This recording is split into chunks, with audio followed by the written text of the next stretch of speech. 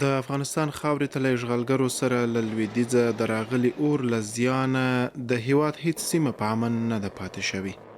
اشغالګر افغانستان ته د بشري حقونو د دفاع له شعار سره راغلل، خو د اشغال په دوره کې یې نه یوازې د بشري حقونو لټه ونه کړه، بلکې داسې بشري او جنگي جنایتونه یې وکړل چې نړیوال محاکم یې په براءت ورکولو کې پاتې راغلي.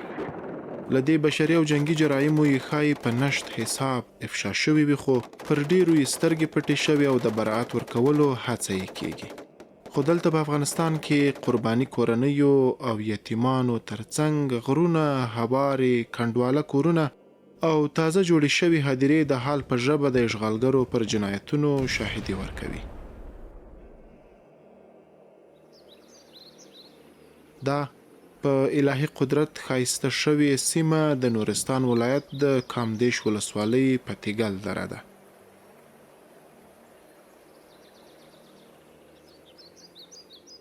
د 2000 میلادي کال د سپټمبر میاشتې 14مه نیټه د نورستان کامدیش ولسوالۍ.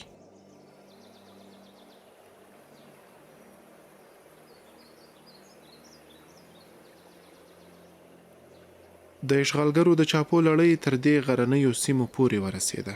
ان د ورځې له نیمایي ورهاخوا پر پتیګل درې بې پیلوټ الوتکو دورې وهلې، خو ګمان نه کېده چې د دې خټینو کورونو خلک به د غربي انسان خوړونکو ښکار شي.